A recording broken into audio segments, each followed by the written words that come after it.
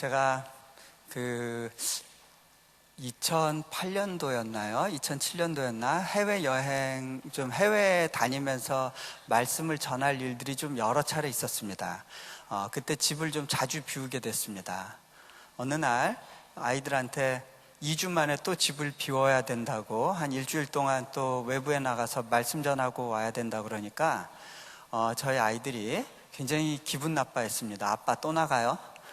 제가 이 어려운 순간을 모면하기 위해서, 얘들아, 아빠가 이번에 나갔다 올 때 한국 들를 건데 말이지, 너희가 좋아하는 이마트에서 선물 하나씩 사가지고 올 건데, 그랬더니 아이들이 선물? 그러면서 아빠 잘 다녀오세요. 태도가 싹 바뀌었습니다. 제가 외부에서 일정 마치고 한국에 들렀을 때 집에 전화를 했습니다. 전화하자마자 제일 먼저 그 전화를 받은 아이가 저희 둘째 아이였습니다. 전화를 받자마자 아빠인 걸 확인하고 첫 마디가, 아빠, 내 선물 샀어요? 뭐 아빠 안녕하셨어요? 뭐 아프신데 없어요? 그런 걸 기대했는데 선물 내놓으라고, 선물에 이제 제가 빚진 마음이 되니까 좀 왠지 아쉬웠습니다. 제가 아이한테 물었습니다. 서연아, 너 아빠가 더 좋아? 선물이 더 좋아? 그랬더니 아이가 선물. 제가 또 물어보려고 하니까 귀찮다는 듯이 엄마 바꿔줄게요.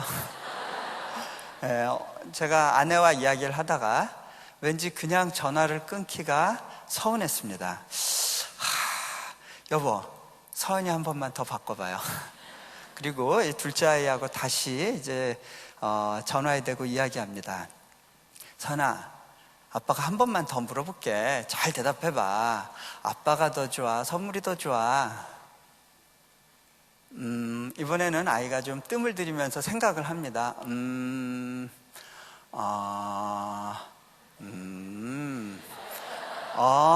선물. 네.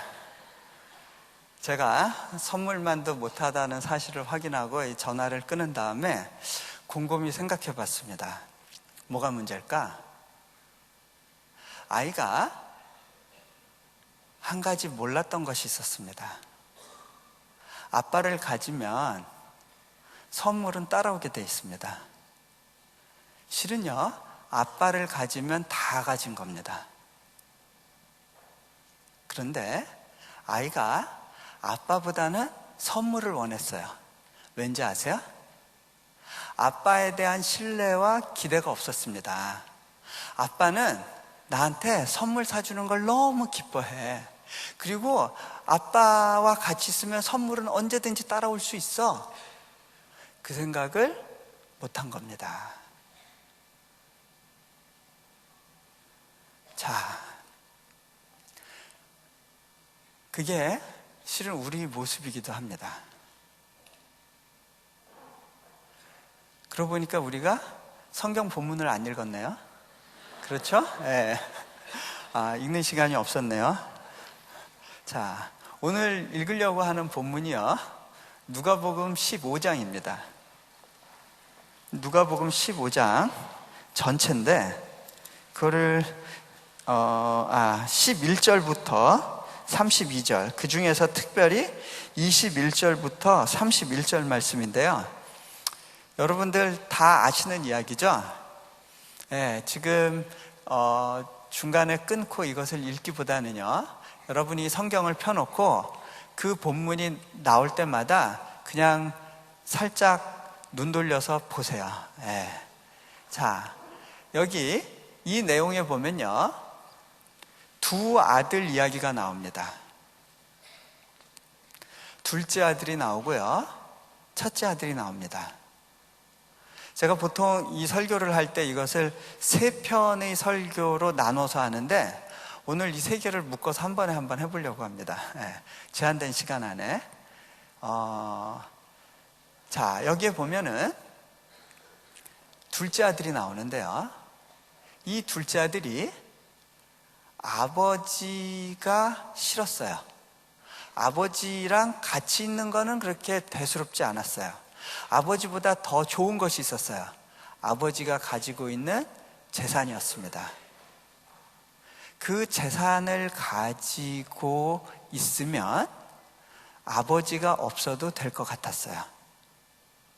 아버지는 필요 없어요. 아빠가 갖고 있는 선물만 원해요. 이것이 둘째 아들이 갖고 있는 문제였습니다.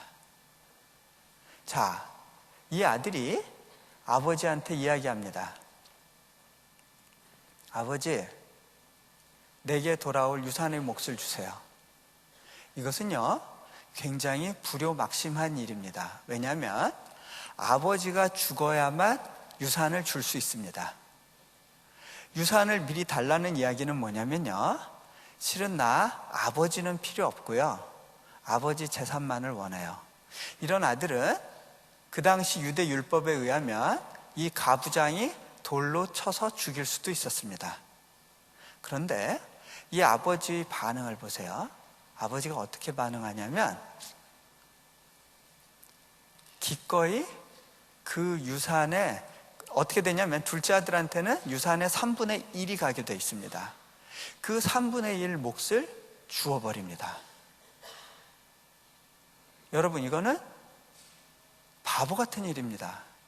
유산을 준다는 이야기는 무슨 얘기냐면요, 당시 고대 유대 땅에서 재산은 부동산입니다. 포도원, 농장, 그 다음에 밀밭, 뭐 이런 부동산입니다. 이것을 판다는 이야기는 뭐냐면 자신이 그 사회에서 누리고 있는 지위가 현격히 줄어들고 그 사회에서의 영향력이 감소하는 걸 말합니다. 그 재산을 살아있는 중에 파는 건 어리석은 일인데 이 아버지는 그것을 감행합니다. 왜? 무엇을 원했을까요? 이 아들의 마음을 원했습니다. 아버지는 알았습니다. 강요로, 강제로 아들의 마음을 살 수 없다는 것을.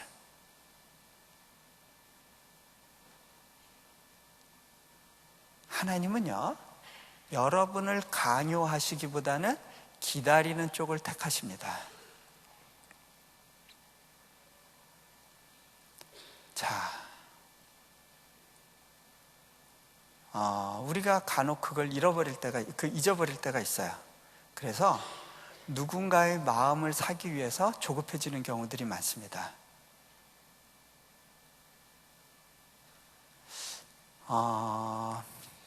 하나님은요, 기다리십니다. 그분은 굉장히 섬세하세요. 그래서 우리가 싫어하면, 거부하면 가까이 하시지 않습니다. 한 발 뒤로 물러서십니다. 이것은 사단의 방식과는 굉장히 다릅니다. 사단은 우리의 약점을 치고 들어오고 침노하려고 합니다. 그리고 우리를 통제하기를 원합니다. 강요하기를 원합니다. 우리를 재촉합니다. 자,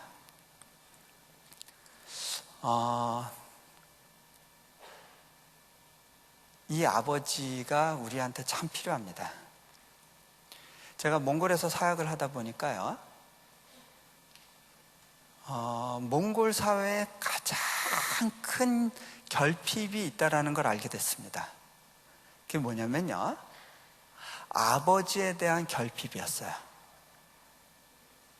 이 러시아가 몽골을 지배하려고 하면서 했던 방법 중에 하나가 뭐냐면 술과 담배를 아주 싼 값에 보급했습니다. 거의 무료로 나눠주다시피 했습니다. 실은 미국 사람들이 인디안들을 통제하기 위해서 썼던 방법도 그겁니다. 자, 술과 담배를 공급하게 되면요, 주로 그것을 소비하는 사람들이 누구냐면 성인 남자들입니다. 그런데 몽골 사람들은요, 한국 사람들하고 비슷하게 술을 먹으면 주정을 합니다. 네, 술을 취할 때까지 먹고 그 다음에 이제 주정을 하는데, 이 술주정을 하는 아버지가 가정에 주는 어떤 피폐함이 있죠. 들어엎고 가족들을 때리고 그 다음에 막 분을 내다가 쓰러져 잡니다. 다음날 일을 나갈 수가 없습니다. 그런 아버지 밑에 살면서 아이들이 자라면서 아버지에 대한 분노를 갖게 됩니다. 그런데요, 아버지에 대한 분노가 있는 사람들은요, 반드시 아버지를 닮아갑니다.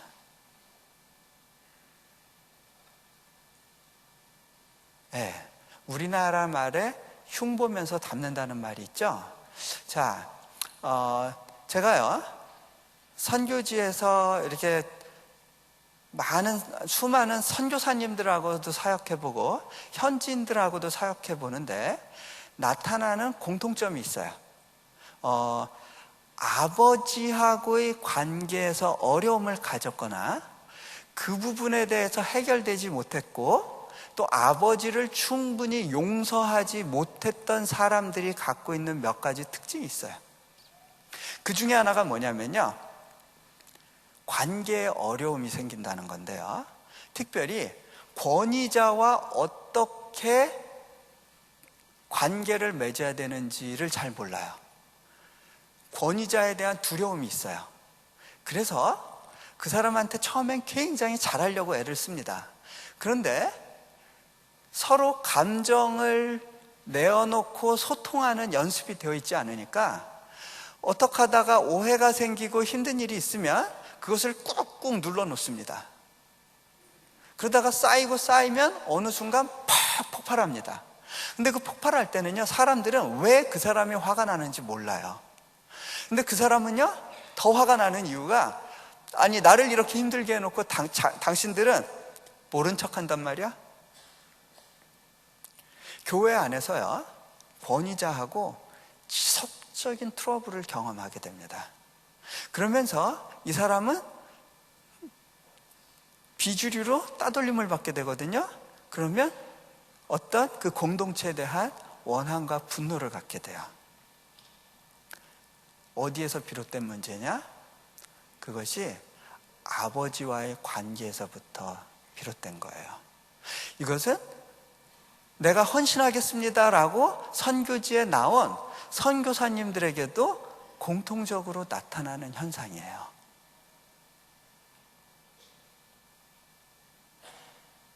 다 무엇이 있느냐면요, 그 마음 가운데 아버지의 사랑에 대한 결핍이 있는 거예요.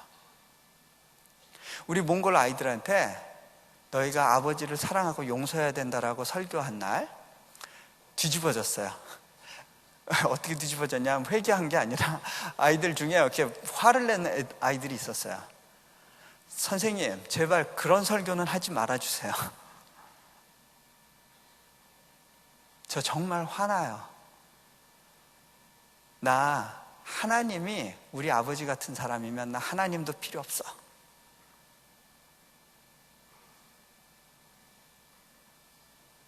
아버지에 대한 원망이 있으면요, 그런데 반복되는 문제 속에서 하나님을 충분히 신뢰하고 받아들일 수 없게 돼요.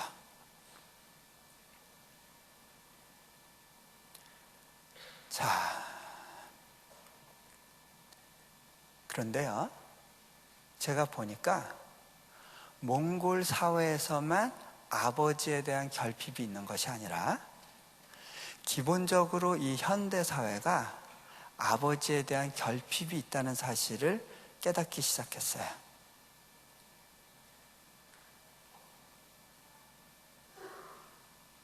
아버지에 대한 결핍.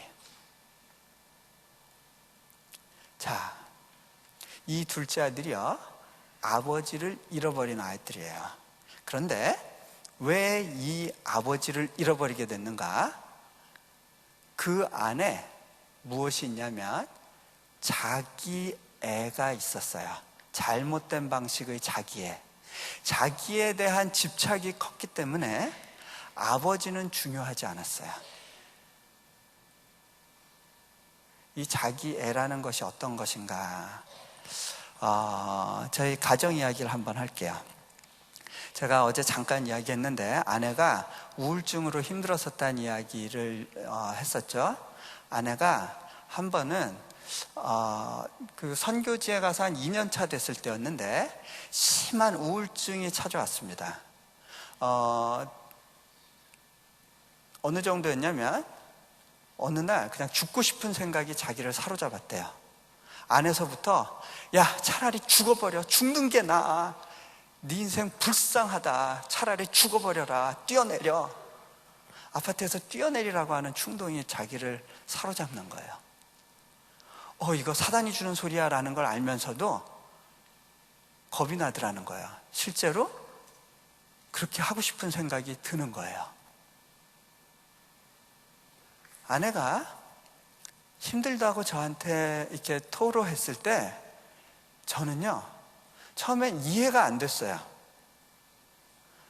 왜 그랬냐면요, 제가 그때 내려놓은 책 나오고 난 뒤였는데 이렇게 막 외부에서 집회 요청이 많았을 때였고요. 그때 뭐 한번 말씀을 전하면 막 울음바다가 되고 막 하나님께서 강하게 역사해 주시고 뭐 그런 일들이 있었거든요. 그러니까 제가 굉장한 어떤 기름 부음을 받았다고 생각을 했는데 정작 가정은 어려워진다는 사실에 이해가 안 됐어요. 하나님, 저는 지금 영적으로 막 올라가는 것 같은데 가정이 어떻게 이럴 수가 있습니까? 이해가 안 됐어요. 처음에는. 어떻게 선교사 가정에 이런 일이 있을 수 있지? 자, 제가 처음에 쓴 방법은 뭐였냐면요, 아내를 한번 좀 바꿔봐야겠다. 네, 굉장히 무식한 시도입니다. 여러분, 아내는 남편이 바꿀 수 없습니다. 네, 저는 근데요, 그때 좀 철이 없었던 것 같아요. 내가 당신을 위해서 일주일 동안 특별 가정 집회를 갖겠다고 일주일 동안 좀 당신을 위한 특별한 메시지를 받아서 내가 그 가정 예배 때 설교도 하고 그러겠다고 열심히 이렇게 뭐 선포하고 그랬는데요.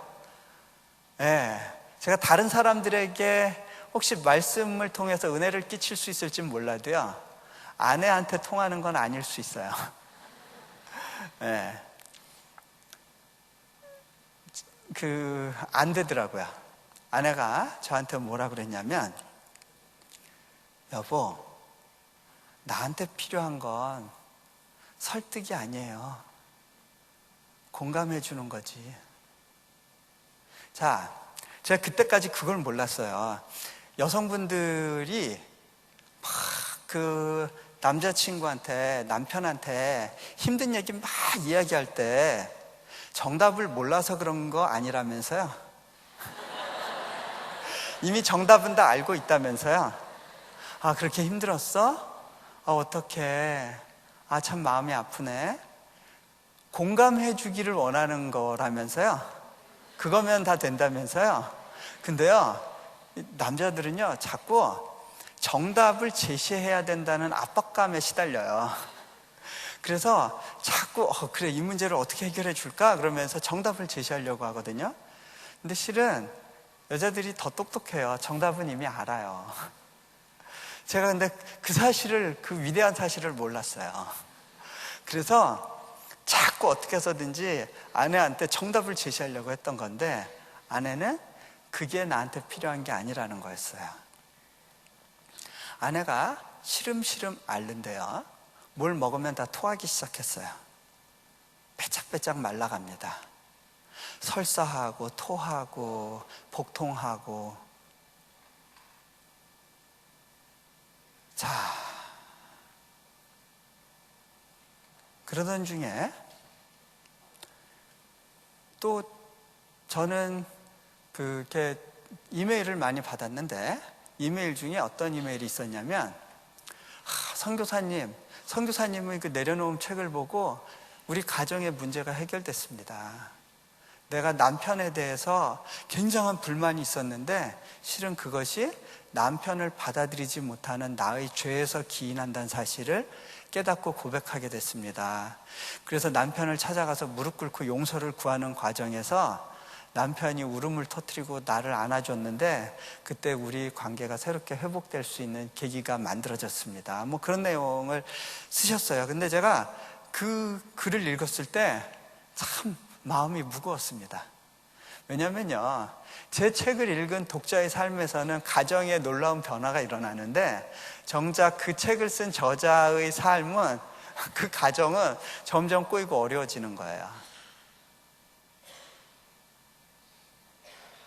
제 말씀을 통해서 여러분이 은혜 받는 것과 제가 하나님으로부터 개인적으로 은혜를 누리는 것은 또 별개의 문제더라고요.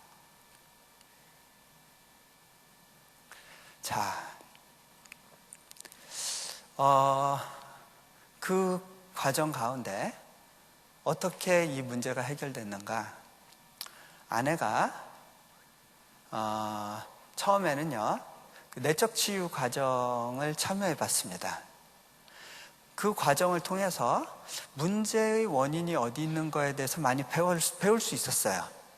감정에 대해서 어떻게 조절해야 되는지, 그리고 그거를 좀 풀어버려야 된다는 뭐 그런 것들을 많이 이제 프랙티스를 해봤는데, 그때 잠깐 시원해진 것 같았고 또 다시 힘들어지는 거예요.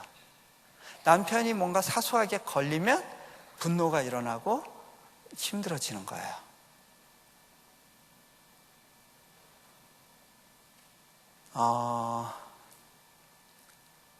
내적 치유 프로그램은 좋은 프로그램이지만 그것만으로는 해결되지 않는 어떤 영역들이 있다는 걸 알게 됐어요. 그러던 과정 중에 아내가 그 일주일 동안 복음에 대해서 가르쳐주는 코스에 잠시 입학하게 됐습니다. 그 코스는요, 선교사와 현지인 사역자들만을 위한 프로그램이었어요. 좀 재밌죠? 선교사는 복음 전하러 간 사람들인데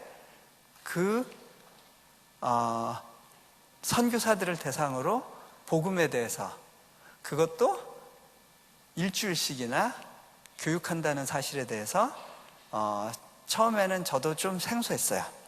하지만 신뢰하는 마음으로 아내를 이렇게 격려해서 그 프로그램에 참여할 수 있도록 도와주고 제가 일주일 동안 이제 아이를 맡아서 돌보고 있었습니다. 그리고 난 다음에 아내가 돌아오게 됐습니다. 아내를 데리러 제가 이제 라이드 해주러 갔었는데 아내가 돌아오는 차에서 이야기를 합니다. 여보, 나 우울증 이길 수 있게 됐어요. 그 안에 들어가서 둘째 날부터는 뭘 먹든지 토하지도 않았고 다 소화시킬 수 있었어요. 내가 문제의 원인이 어디 있었는지도 알았고 그것을 해결할 수 있는 능력을 얻었어요. 자, 아내가 그런 이야기를 했습니다. 그 프로그램에 참여했던 선교사님들이요, 내가 복음이 없어서 죽어가고 있었습니다 고백하면서 통곡을 했대요. 선교사는 복음 전하러 간 사람들인데 그 사람들이 복음이 없어서 죽어가고 있었다는 사실이 무슨 이야기일까? 자, 아내가 자신의 우울증에 대해서 이렇게 진단을 했습니다. 우울증의 배후에 자기 연민이 있었다는 사실을 알게 됐습니다. 자기 연민이란 건 이런 거죠. 나는 불쌍해. 나는 억울해. 나는 정말 소중한 존재인데 정말 비참하게 망가져 버렸어. 참 억울하다 내 인생. 그것이요, 처음에는 달콤해요. 그죠? 나는 피해자야. 나는 손해보고 있어. 나는 억울해. 달콤해요. 근데 그래서 그것을 씹고 또 씹으면서 점점 우울해져 가요. 그렇죠? 여러분들 카페에서 차 한잔 마시면서 그래, 나는 피해보고 있어. 그리고 차 한잔 마시고 그 나쁜 녀석 뭐 이래가면서, 예. 그러고 나서 어떻게 돼요? 처음에 기분 좋아지는 것 같은데요, 더 우울해져요.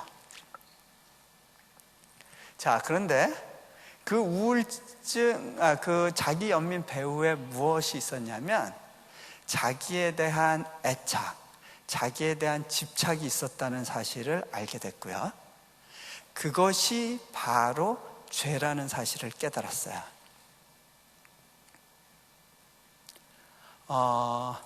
여러분, 자기를 사랑하는 것이 죄가 될 수 있습니다. 여기서 자기를 사랑한다는 건요, 자신을 하나님께서 나를 만드신 그 아름다운 모습, 존엄한 모습에 대해서 그걸 부정하라는 그런 이야기가 아니에요. 자아에 대한 집착을 이야기하는 겁니다. 이것이 죄가 됩니다. 둘째 아들의 문제가 바로 이것이었습니다. 자기에 대한 집착이 있었습니다. 자, 이것이 왜 죄가 되는지 아세요?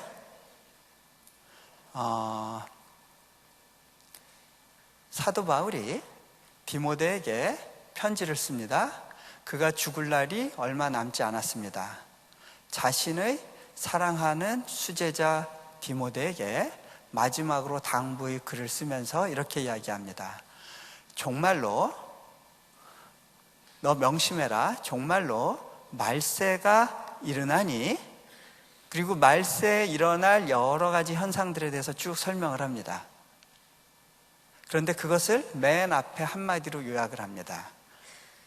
말세에 고통하는 때가 일어나니, 사람이 고통하는 때가 일어나니 사람들이 자기를 사랑하고, 죄를 좋아하고, 돈을 사랑하고, 무정하고, 무례히 행하고, 이렇게 쭉 나오는데요, 그것을 하나로 종합해서 맨 앞에 가장 중요한 말을 던지는데, 자기를 사랑하고.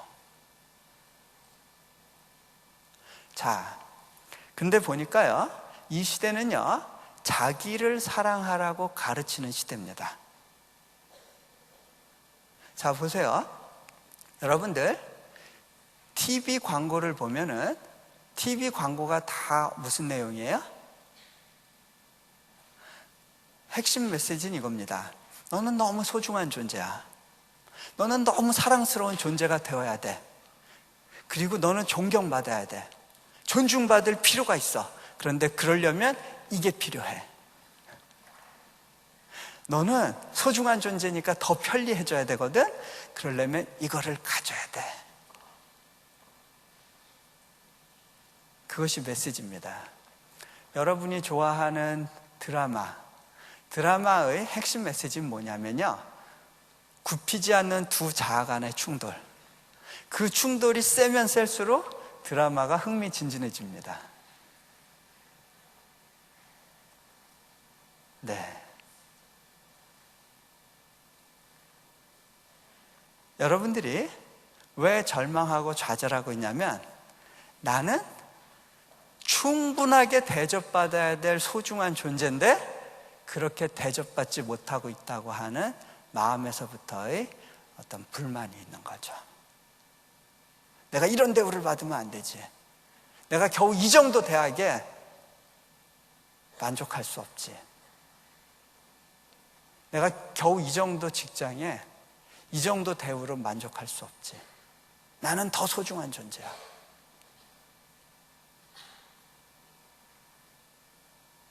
자,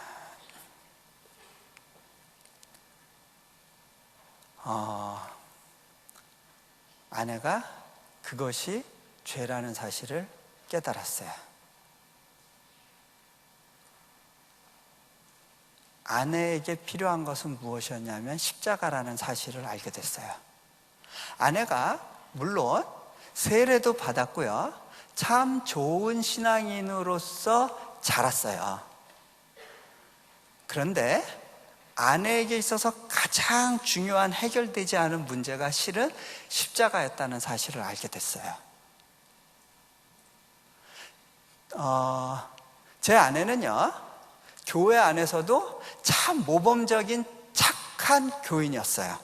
어느 정도였냐면, 저희 미국에 있었을 때의 목사님이 뭐라고 이야기하셨냐면, 야, 이런 교인 셋만 있으면 내가 새로 나가서 개척할 수도 있겠다, 그럴 정도였어요. 자, 그리고 적어도 선교사 남편 따라서 몽골 가고 인도네시아 가서 아기 키우면서 잘 사는 거 보면 여러분보다는 좀 더 착한 것 같죠? 네? 그 정도 착할 수 있을 것 같아요? 아내는요, 착해지는 게 목표였던 사람이었어요. 그런데 아내에게 해결되지 않은 문제가 있었어요. 예수님만 십자가에 죽은 걸로 치고 나도 십자가에서 죽어야 된다는 사실을 몰랐어요. 예수님이 분명히 말씀하셨잖아요. 누구든지 나를 따르려거든 자기 십자가를 지고 나를 따를 것이다. 자기를 부인하고 십자가를 지는 것, 그것이 제자의 삶이라는 사실에 대해서 충분히 인식하지 못했어요. 아내는 천성적으로 착했기 때문에 십자가가 자기하고 얼마나 맞물려 있는지에 대한 인식을 충분히 할 수 없었다는 사실을 깨닫게 됐어요. 십자가는 그냥 자기의 착함을 더 빛내주는 액세서리였을 뿐이에요.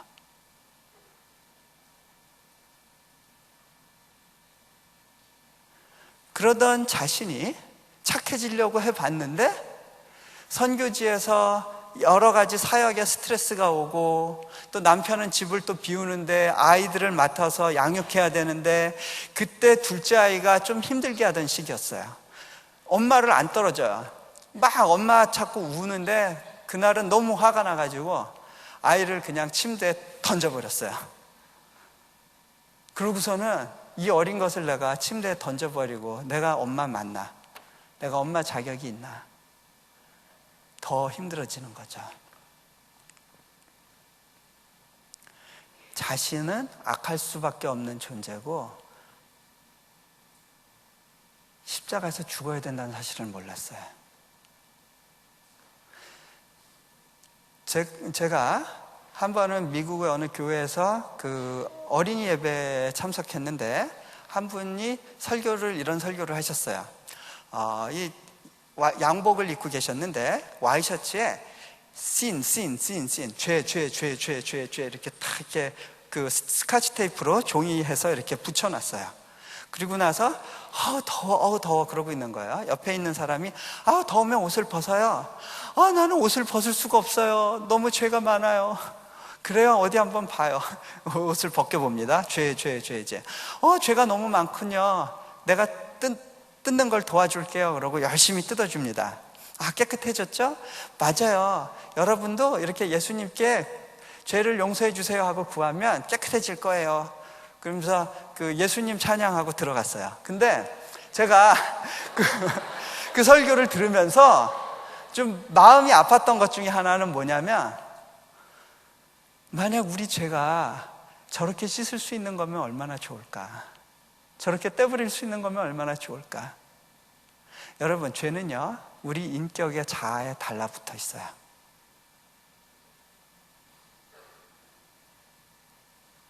그건 쉽게 떨어지지 않아요. 죄의 삭은 사망이에요. 죄에 물든 자아가 살 수 있는 유일한 방법은 십자가를 통과하는 거예요. 죽는 거예요.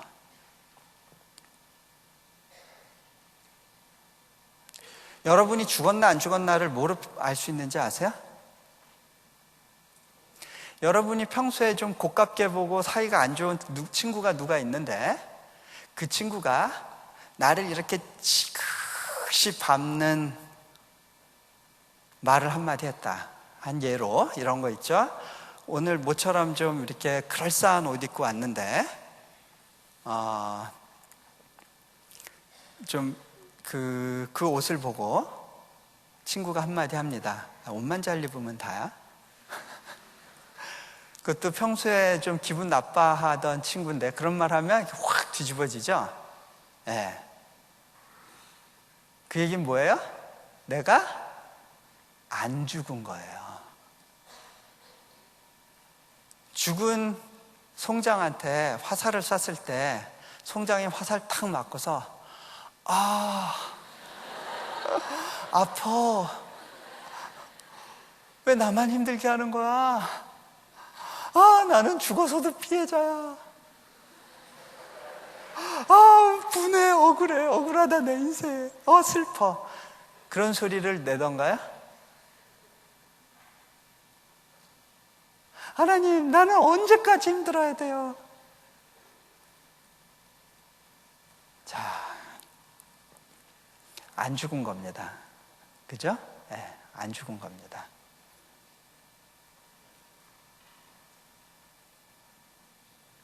근데 문제는 내가 나를 죽일 수 없다는 사실이에요.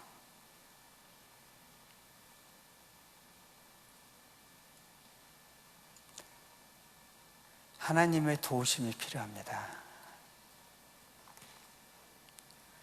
자, 이 둘째 아들은 빨리 아버지에게로 돌아와야 됩니다. 그것만이 소망입니다. 아버지를 바라봐야 됩니다. 아버지의 자리에 같이 머물러야 됩니다. 그렇지 않은 아들은요, 결국은 어디로 가요? 돼지우리로 갑니다.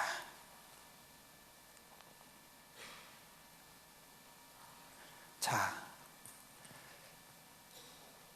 돼지우리로 갔을 때가 중요해요.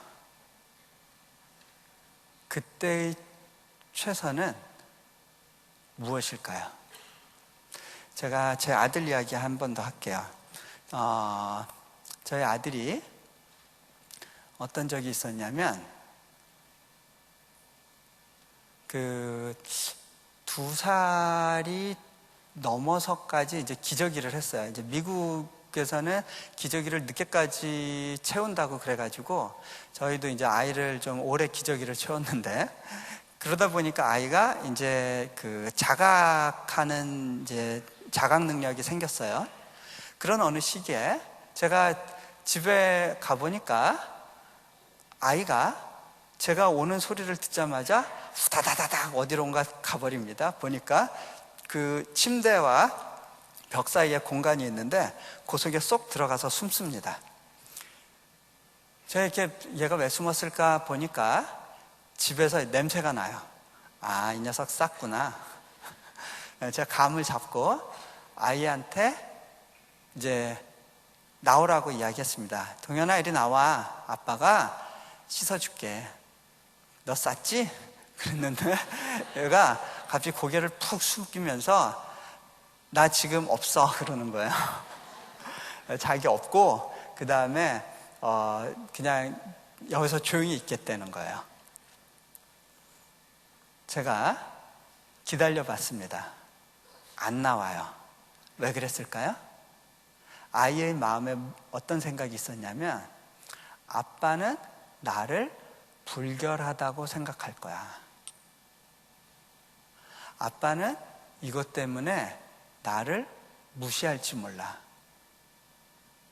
아빠는 내 냄새 때문에 나를 미워할지도 몰라. 그 속에 숨어 있어요. 그런데요, 제 아들의 문제점은 뭐냐면, 자기가 스스로 자기가 싼 똥을 치울 능력이 없다는 거예요. 자기가 자기 문제를 해결할 능력이 없어요. 그리고 그대로 두면 살이 문드러지고 뽀로지가 나겠죠. 그대로 둘 수가 없어요. 제가 기다리다 못해 이제 쳐들어갔습니다. 나와봐.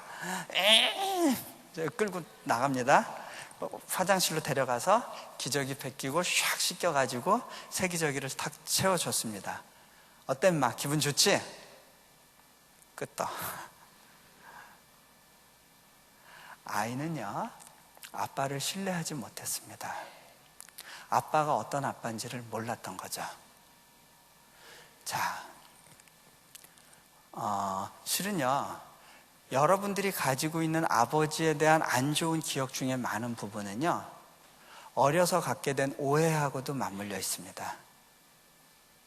물론 아버지가 잘못한 부분도 있겠지만요, 제가 아이를 키워보니까요, 아이도 죄된 존재이기 때문에 끊임없이 아빠를 오해합니다.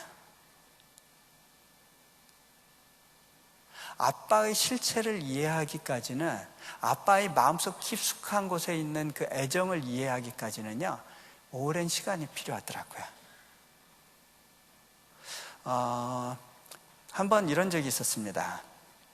저희 아들한테 이제 제가 훈련을 시키는 과정에서 한 4살 때쯤 됐는데, 얘가 그 장난감 가게 가면 뭘 자꾸 들고 나오려고 그래요. 그리고 자꾸 사달라고 졸라요. 떼쓰고. 아, 이 녀석 이럴 나이가 됐구나. 이제 훈련을 시켜야겠다. 제가 그 즉시 선물을 사주지 않기로 결심을 했습니다. 왜 그럴까요? 돈이 아까워서?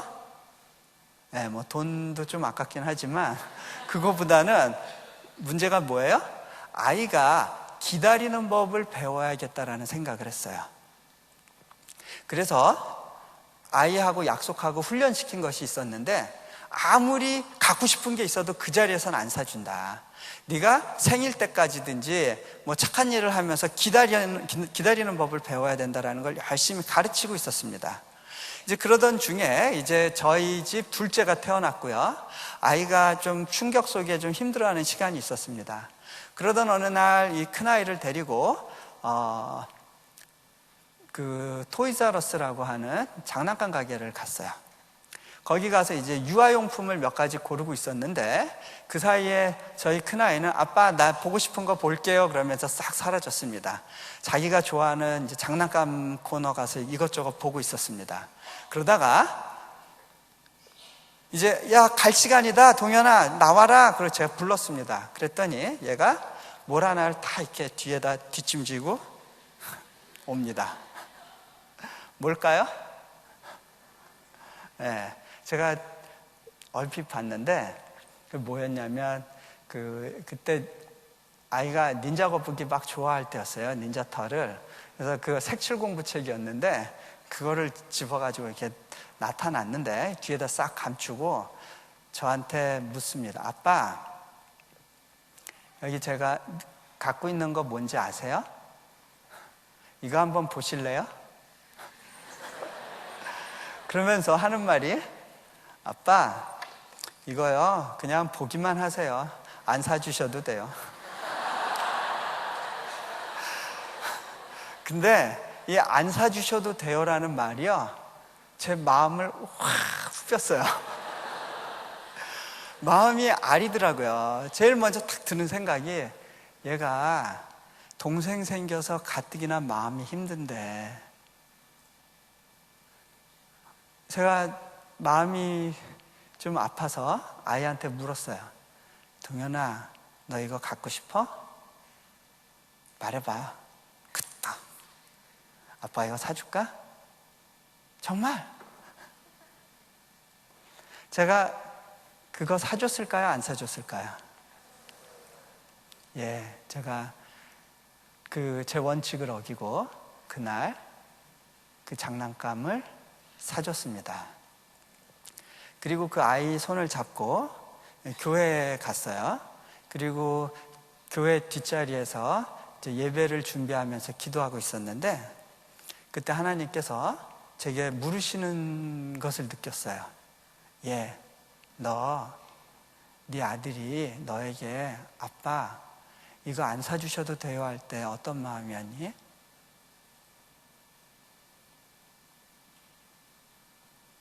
그 다음에 말씀을 이으십니다. 그게 바로 내가 너를 향해 갖고 있는 마음이란다. 하나님이 우리를 사랑하세요. 그런데 그분이 우리가 죽어야 된다고 말씀하세요.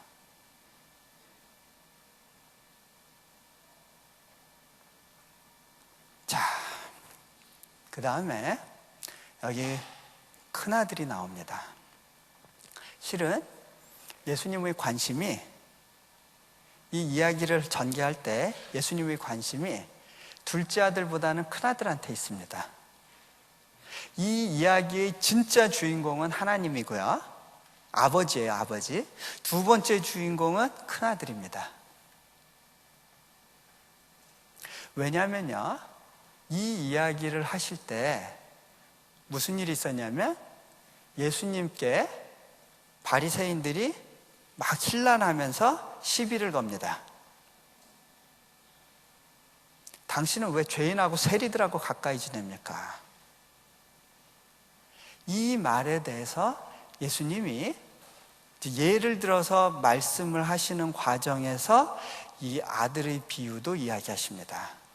예수님의 1차적인 관심은 이 듣는 사람들, 예수님이 청중이라고 생각하는 사람은 바로 이 큰아들 쪽이었어요. 자, 이 큰아들의 문제는 뭐냐면요, 아버지 집에 머물고 있었지만 아버지를 잃어버렸던 사람입니다. 이 둘째 아들의 문제는요, 아버지를 마음에 둘 수 없어서 떠나버렸죠? 그런데 이 큰아들은요, 아버지 집에 나만은 있었는데 아버지를 잃어버렸습니다. 더 큰 문제는요, 자신이 아버지를 잃어버렸다는 사실을 모르고 있다는 겁니다.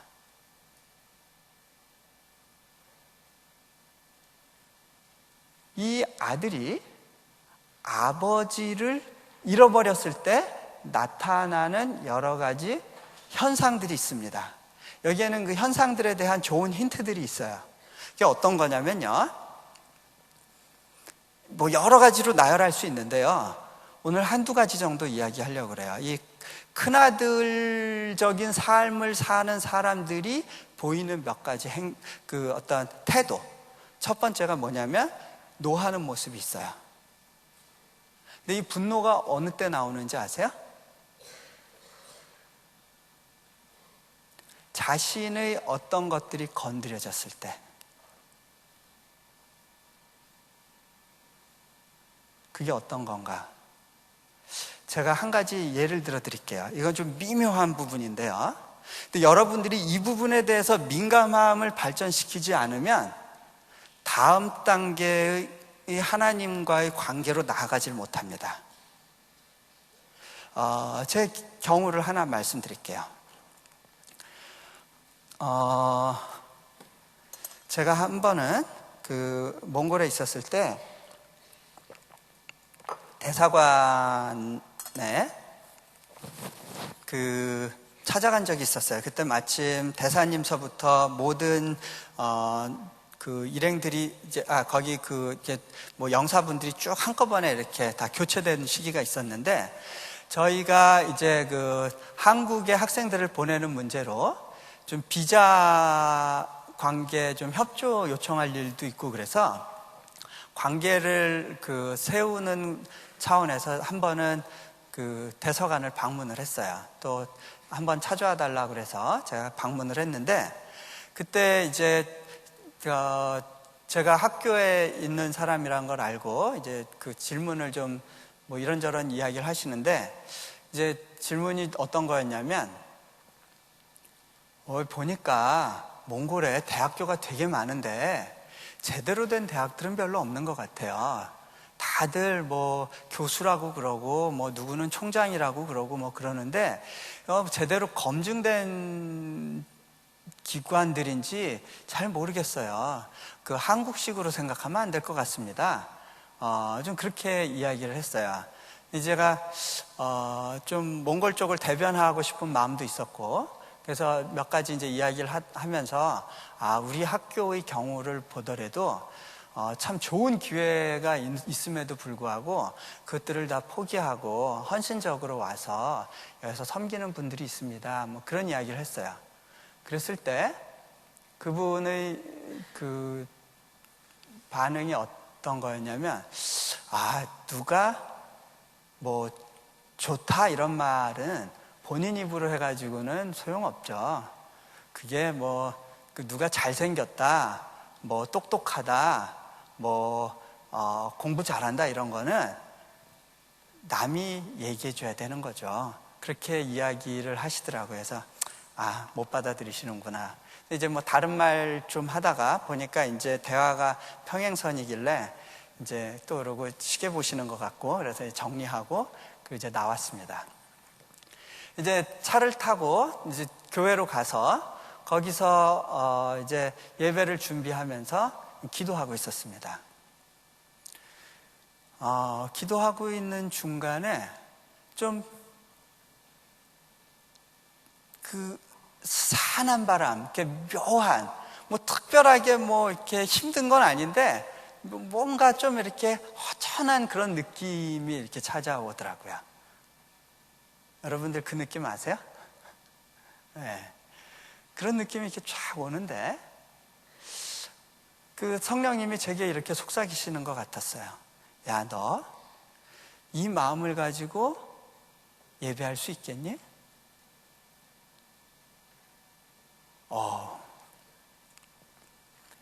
제가 좀 걸렸어요. 그때 하나님께 이렇게 던졌어요. 하나님, 아시잖아요. 내 마음 아시잖아요. 근데 그때 하나님의 말씀이 굉장히 의외처럼 다가왔어요. 너를 보니까 예수의 발 앞에 갖다 놓은 향유 옥합을 보는 것 같다.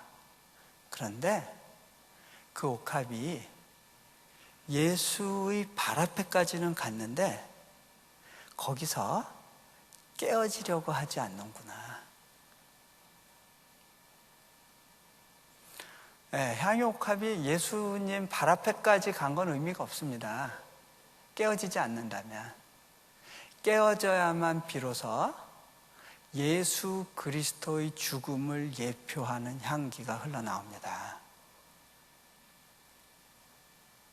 제가 그 지적이 임했을 때요, 와! 울어버렸어요.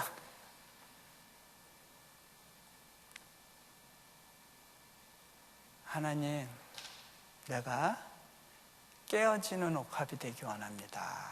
그러고 울었어요.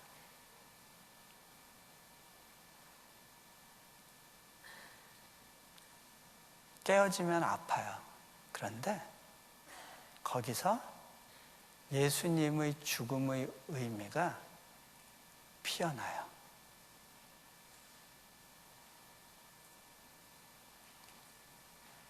자, 여러분이 갖고 있는 그 미묘한 분노들 있죠? 큰아들이 갖고 있는 특징들이에요. 두 번째, 이 큰아들의 모습 가운데 뭐가 있냐면요, 정죄하는 모습이 있죠. 당신의 재산을 창기와 함께 말아먹은 당신의 이 아들이, 왜 당신의 이 아들이라고 하는지 아세요? 내 동생이라고 안 하고?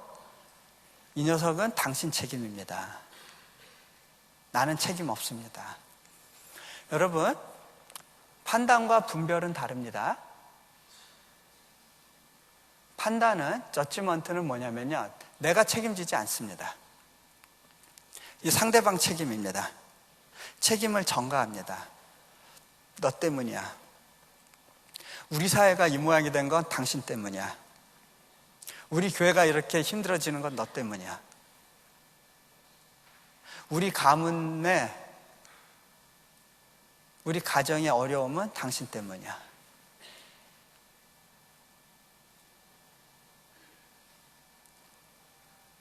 자, 정죄합니다.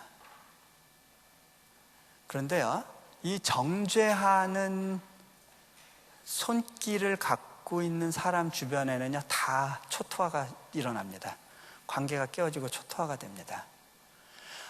제가 80년대 학번이다 보니까 이렇게 학생 민주화 운동하고 그런 시기에 시간을 보냈어요.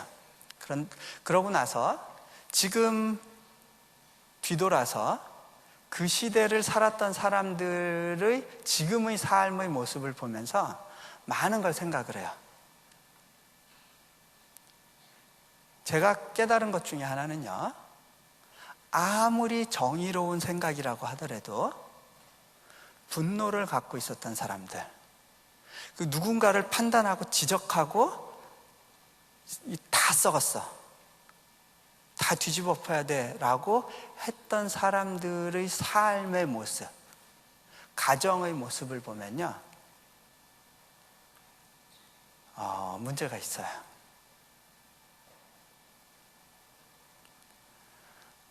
분별은요, 판단하고 다른 겁니다. 디선먼트거든요. 그건 뭐냐면요, 이 판단은 선악과에서부터 출발한 겁니다. 분별은 뭐냐면요, 이거는 솔로몬이 하나님께 지혜를 구했다 그럴 때 영어 성경에 그걸 discernment이라고 합니다. discerning heart. 그건 뭐냐면요, 마음으로 상대를 품으면서 그 상대를 바라보는 겁니다. 그렇기 때문에 그 사람의 아픔이 내 책임이 되는 겁니다.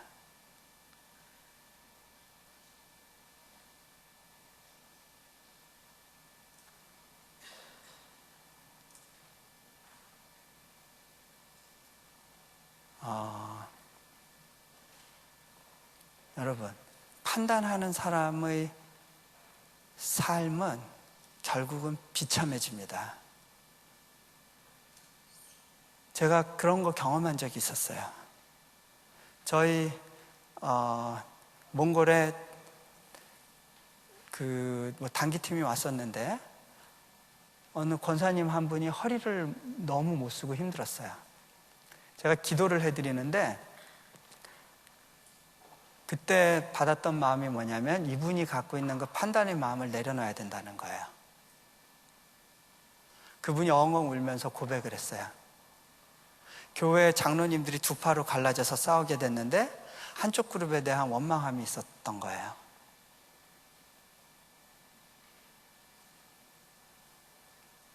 나 근데 그 사람들 용서 못해요. 전 이야기했어요. 그래요? 그러면 저는 기도를 못해요. 제가 기도해도 하나님이 들으실 수가 없어요. 땅에서 묶으면 하늘에서도 묶입니다.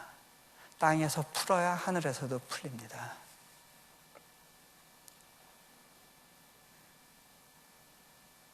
여러분들 가운데 특별히 아버지에 대해서, 어머니에 대해서 분노나 아니면 정죄하는 감정이 있었다면, 내가 지금 이렇게 힘든 건 다 저분 때문이야 라고 하는 마음이 있다면 해결하셔야 됩니다.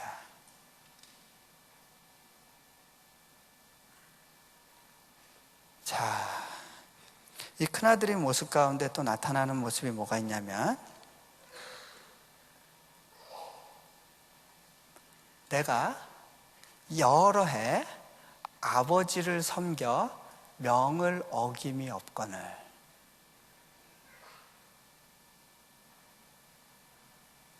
명을 어김이 없거늘. 아버지를 여러 해 섬겨. 영어 성경에 보니까요, 뭐라고 되어 있냐면요, I've been slaving for you. 내가 아버지를 위해서 노예처럼 일했습니다.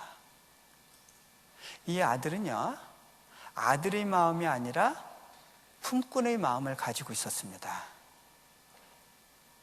그렇게 열심히 일했던 이유가 뭐였을까요? 대가를 바란 겁니다. 여러분은 혹시 대가를 바라고 하나님과 거래하고 있지 않습니까? 한 예로, 내가 40일 특별 새벽 기도 할 테니까 하나님 이번에 대학원 문제 해결해 주세요. 내가 특별히 첫 달 월급도 바치고 11조 꼬박꼬박 할 테니까 좋은 직장 연결해 주세요. 아니면 하나님, 내가 주일 예배 안 빠질 거니까 천국 보장되는 거 아니에요? 뭐 이런 거. 자, 한번 잘 보세요. 세상의 종교는요, 실은 거래를 강조합니다. 한 예를 들어볼까요? 우리의 종교성 가운데는 그 하나님과의 어떤 신적인 존재와의 거래, 이런 것에 대한 인식이 많아요. 그래서 지성이면 감천이다라는 표현을 써요.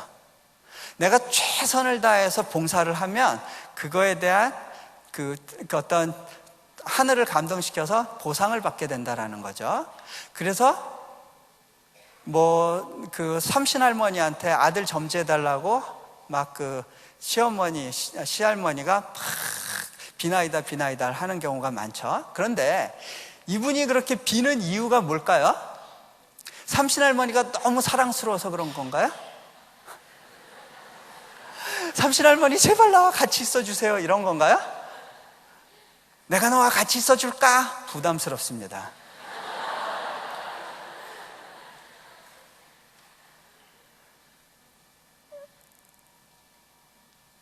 신과 어느 정도 거리를 두고 싶어 합니다. 왠지 아세요? 불편하니까. 무슬림들도 그러더라고요.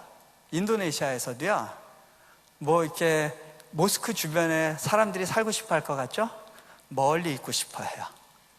그 주변은 집값이 확 떨어져요.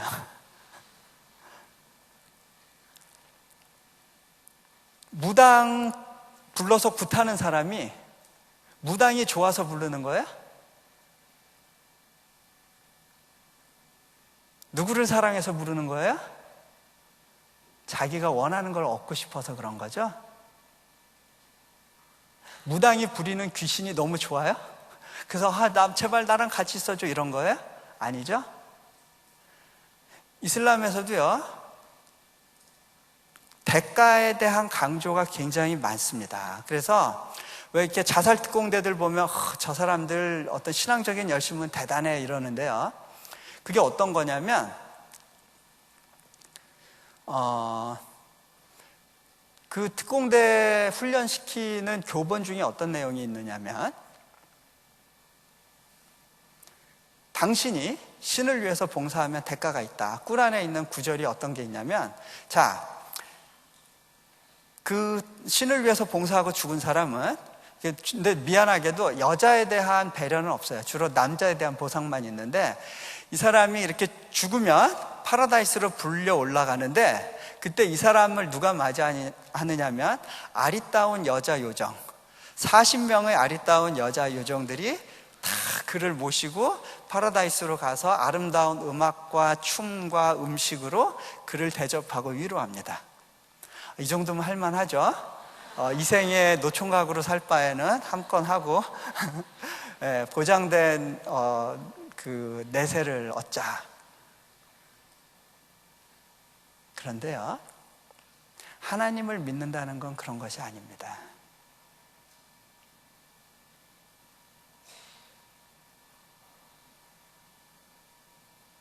대가를 바라고 거래하는 것이 아닙니다. 이것은 관계입니다. 아버지와 아들의 관계. 제가 이슬람 사회 속에 들어가서 보면 볼수록 그 사회에 있는 결핍 중에 하나가 아버지에 대한 결핍이에요. 하나님을 아버지로 이해하지 못해요. 항상 그분은 두렵고 그 노엽게 만들어서는 안 되는 존재일 뿐이에요.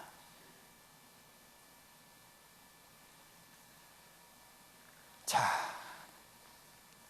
우리는 다른 분을 믿어요. 포도원. 근데 우리가요, 영적으로 피폐하면 피폐할수록 더 내 안에서 열심을 끌어내려고 하는 경향들이 있는 분들이 있어요.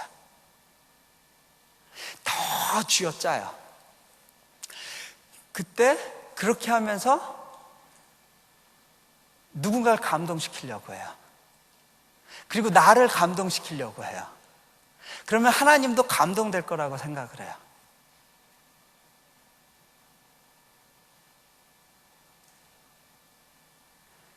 그런데요, 하나님이 원하시는 건 그런 열심이 아니더라고요. 성경에 보니까요, 포도원 비유가 있어요. 포도원에서 농부가 있었는데 아침에 사람들 데려오고 또 중간에 데려오고 또 데려오고 마지막에 거의 일 끝날 무렵에 또 사람들을 데려와요. 그런데 품삯을 다 한 데나리온 주기로 처음 사람들하고 약속을 했어요. 마지막에 온 사람부터 그날 임금을 계산해서 주는데 한 데나리온을 줍니다. 그러니까 먼저 온 사람들이 더 받을 수 있겠다, 저 사람들 요만큼이라고 한 데나리온을 받았네, 기대를 합니다. 그런데 그 다음에도 한 데나리온, 또 한 데나리온, 또 한 데나리온, 자기들한테도 한 데나리온을 주니까 화가 납니다. 뭐야 이거, 당신 불공평합니다. 그때 주인의 말이 뭐냐면, 내가 의롭다고 너희가 나를 불공평하다고 하느냐? 자, 포도원 농부는요, 관심이 그날 일당을 못 받고 돌아가서 굶고 있을 그 사람과 그 사람의 가족을 생각한 거였어요. 내가 갖고 있는 이 포도원을 활용해서 더 많은 사람들에게 일자리를 만들어주고 먹을 걸 줘야겠다라는 마음이 있었어요.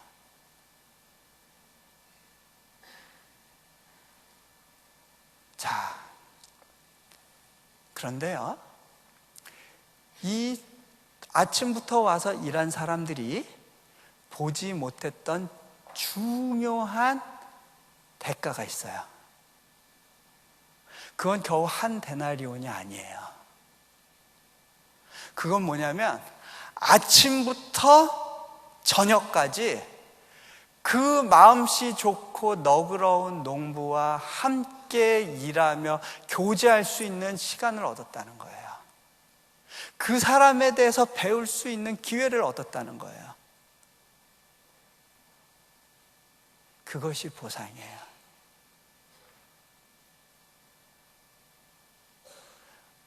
우리의 최대의 보상은요, 우리의 봉사의 최대의 보상은 그분의 마음을 얻는 거예요. 그분의 마음과 부딪히는 거예요. 그분의 마음을 누리는 겁니다.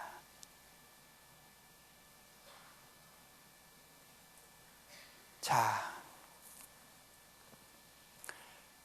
그런데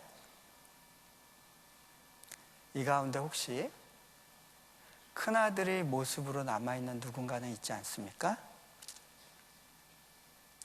예수님이 이 비유를 이야기하시면서 큰아들에 대해서 주목하고 이야기하고 계셨지만, 실제로 이 이야기는요, 하나의 결핍을 갖고 있습니다. 누군가 또 다른 존재에 대한 간절한 기대를 가지고 있습니다. 누군가를 기다리고 있어요. 그건 뭐냐면 바로 앞에 비유에 나왔던 99마리의 양을 두고 한 마리 양을 찾아 나서는 목자예요.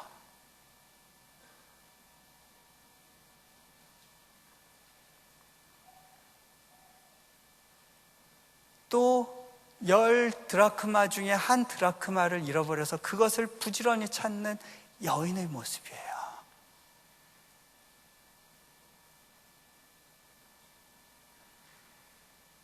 자,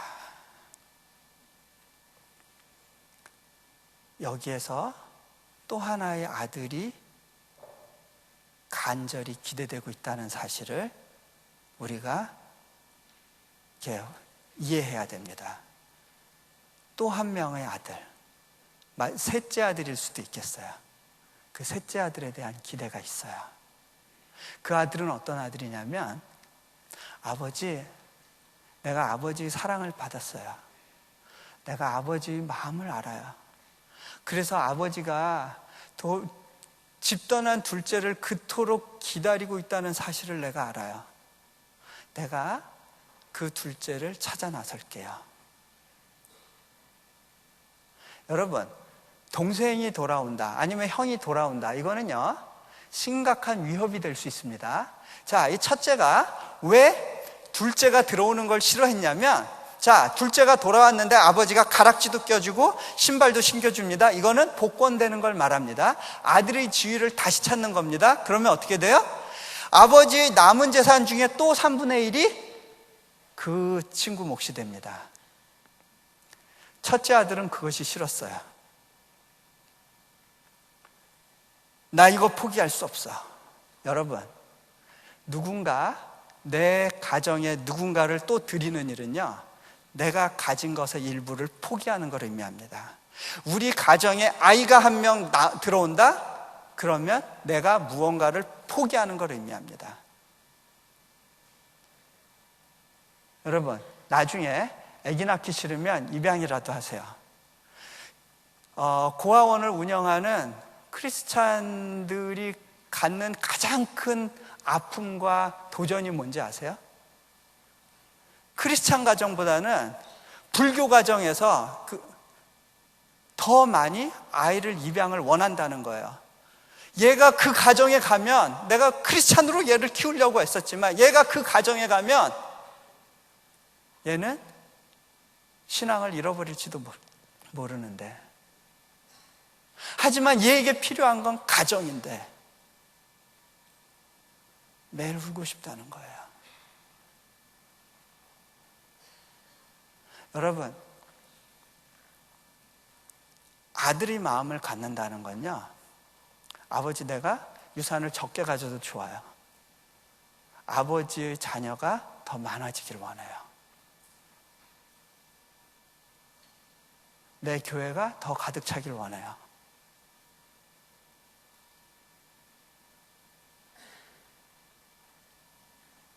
내가 그것에 대해서 대가를 지불할 수 있겠어요?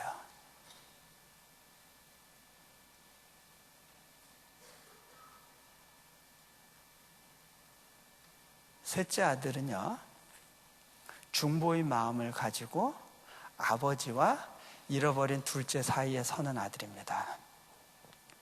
제가 한 가지 예를 들어드릴게요. 제가 딱 25분에 마치도록 노력할게요. 네. 자,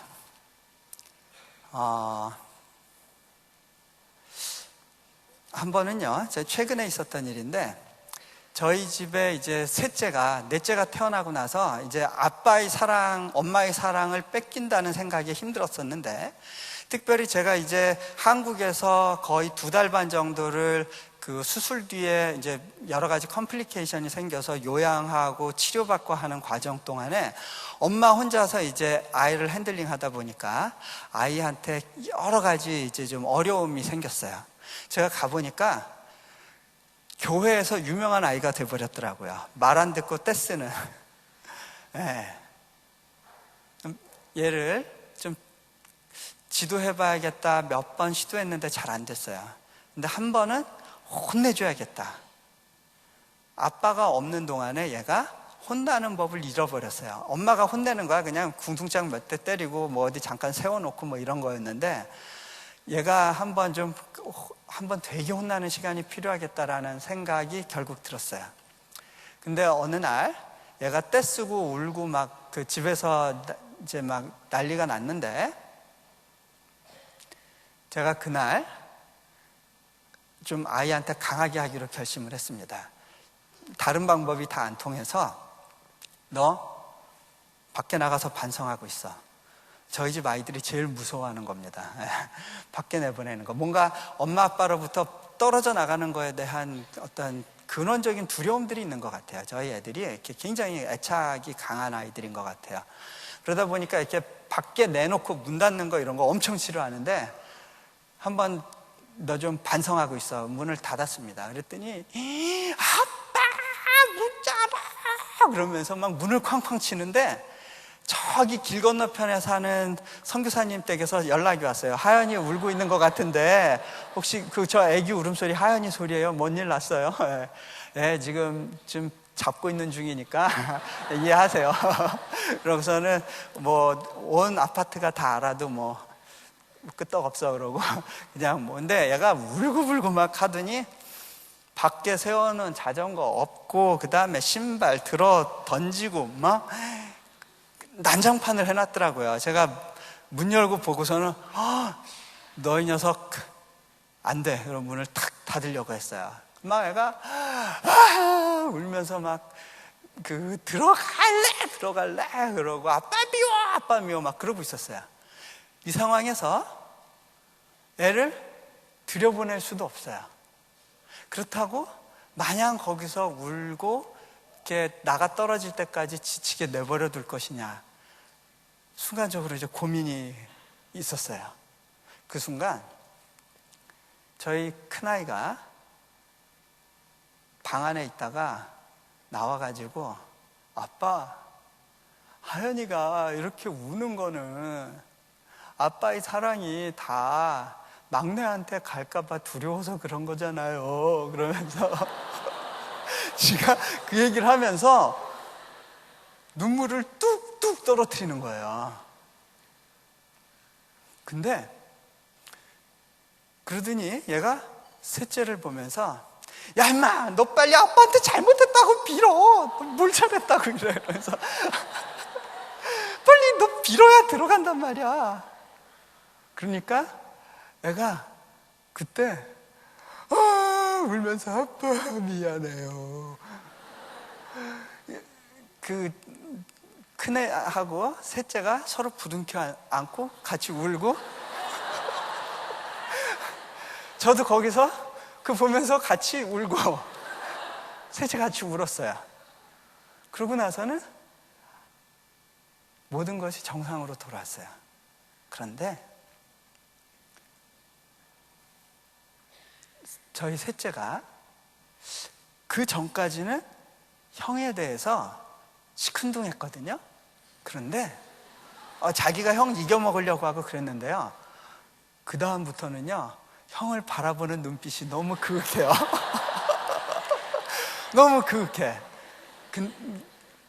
그러고요, 형아는 참 멋있어 란 말을 몇 번을 하더라고요. 근데요, 여러분,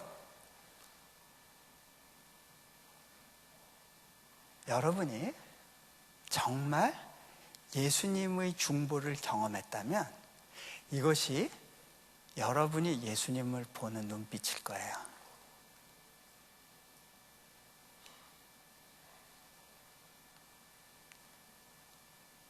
자, 하나님께서 그 두 아들을 향해서 팔 벌리고 기다리고 계십니다. 이 아버지는 어떤 아버지냐?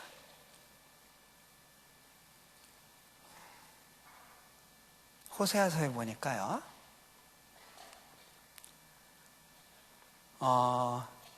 내가 그 고멜이라고 하는 여자가 그 호세아를 버리고 다른 남자한테 갔잖아요. 근데 그 여인을 돈을 주고 가서 사오라고 그러잖아요. 그 집 나간 여인, 그냥 가서 그냥 드립다 패도 못마땅한데 돈 주고 사오라고 그러잖아요. 그러면서 하나님이 뭐라 그러시냐면 이스라엘을 향해서 내가 그 집 나가고 방탕하고 바람핀 그 여인을 찾아가서 그 성경에 보면 타일러서, 옛날 성경엔 계유하여 이렇게 돼 있어요. 근데 그거는요 굉장히 유교적인 표현이에요. 타일러서 내가 들로 데리고 가서 그를 어루만지고 뭐 그렇게 하겠다고 그랬는데, 영어 성경이나 인도네시아 성경이나 다른 성경을 보면요, 그게 어떤 뜻이냐면 유혹하여. 여러분 잘 생각해 보세요. 여러분이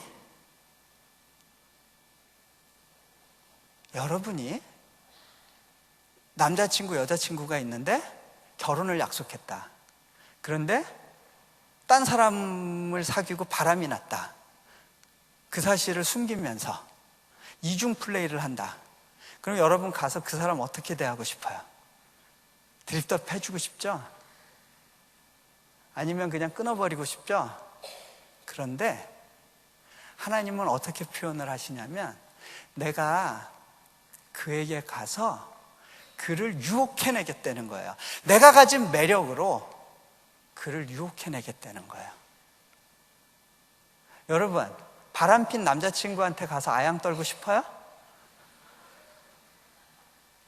아주 멋있게 입고서는 나의 진짜 매력을 보여줄게 그러면서 가서 막 이렇게 막 잘해주고 싶어요?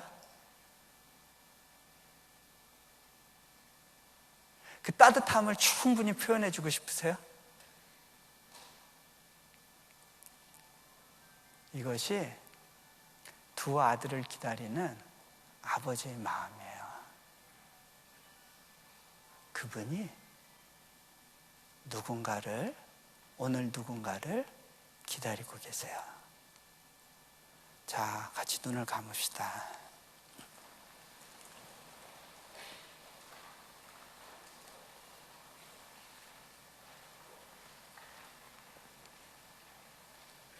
이 가운데 혹시 둘째 아들은 없습니까?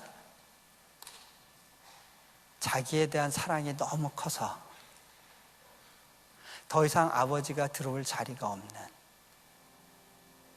나는 아버지를 원하지 않아요. 내가 원하는 건 아버지를 믿기 때문에 얻어지는 대가예요. 내가 당신에게 기도를 하지만 실은 당신을 사랑하고 싶어서가 아니에요. 당신과 더 깊은 관계를 맺는 건 실은 불편해요. 내게 더 가까이 오지 마세요. 그냥 내가 원하는 것만 주시면 돼요.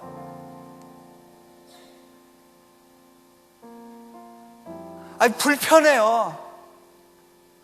이 부분은 건드리지 말아주세요. 안 도와주셔도 되니까 좀 내버려둬 주세요. 내 마음대로 하게 해주세요.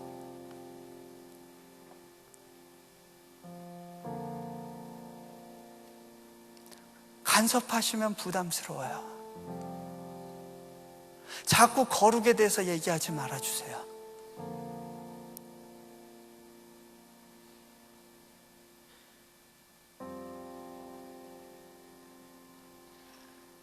혹시 이 가운데 첫째 아들은 없습니까?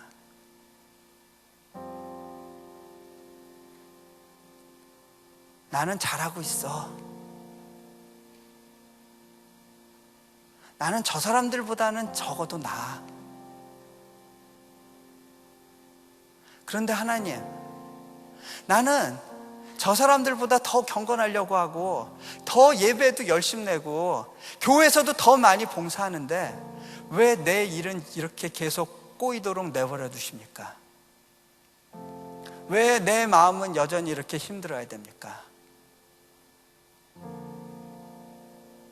왜 저 친구는 나보다 더 잘 되고 있습니까? 경쟁하는 마음과 판단하는 마음과 시기하는 마음과 분노하는 마음과 자존감에 대한 그 미묘한 어떤 그런 집착들,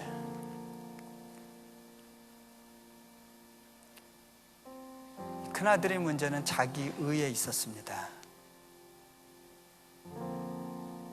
이 큰아들도 또 한 명의 잃어버린 아들입니다. 아버지 집에 있지만 아버지를 잃어버렸습니다. 아버지의 마음을 누릴 줄 몰랐습니다. 봉사에 대한 대가만을 원했습니다. 봉사를 열심히 했던 이유는 내가 받을 유산의 몫을 늘리기 위한 것이었지 그분의 기쁨을 더하기 위함이 아니었습니다. 그분 아버지가 무엇을 원하는지를 정말 알았다면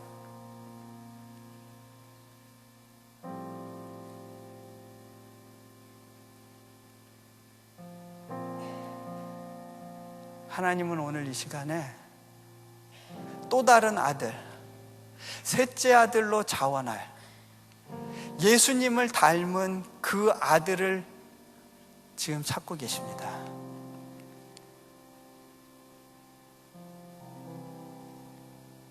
내가 좀 포기할게요. 내가 유산을 적게 받아도 좋아요. 아버지의 마음을 내가 알아요. 내가 그 마음을 알아요. 그래서 내가 나의 육신의 아버지를 용서할 수 있을 것 같아요. 내 육신의 어머니 용서할 수 있을 것 같아요. 내 동생, 내 가족의 일원들을 다시 사랑할 수 있도록 도와주세요. 내가 중보자가 되길 원해요. 내가 말썽 피는 동생을 위해서 아버지와의 중간에 서기 원해요. 왜냐하면 아버지의 마음이 나의 마음이기 때문이에요.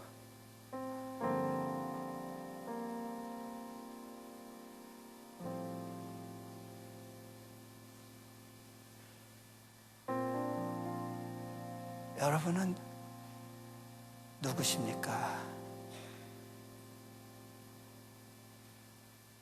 여러분이 지금 어떤 모습이든지 상관없이 그 아버지께서 이 시간 팔을 벌리고 여러분을 부르십니다. 아들아, 딸아, 내게 안기지 않겠니? 주님이 이 시간에 찾아오고 계십니다. 고백하실 수 있겠습니까? 내가 정말 원하는 건 당신 하나입니다. 내가 갖고 있는 가장 큰 결핍은 바로 아버지에 대한 결핍입니다. 내가 아버지, 당신이 필요합니다. 당신의 마음을 내게 주십시오. 부어주십시오. 내게 더 큰 갈증을 주시고, 주님, 나로 하여금 당신의 마음을 더 갈급하게 해주십시오. 더 구하게 해주십시오. 주님, 이 밤에 당신을 특별하게 누릴 수 있도록 주님 도와주십시오. 시간 같이 기도합니다. 아버지 도와주십시오. 주님 도와주십시오. 아버지 도와주십시오. 아버지 긍휼을 베풀어 주옵소서. 아버지 긍휼을 베풀어 주옵소서. 주님, 자기의 문제를 해결하지 못하고 십자가를 통과하지 못하고 주님, 십자가에서 죽어본 경험이 없었다면 주님, 이 시간 특별한 은혜를 베풀어 주십시오. 십자가를 사랑할 수 있게 해주십시오. 십자가를 통과할 수 있게 해주십시오. 예수님만 지신 십자가가 아니라 나도 지는 십자가가 되게 해주십시오.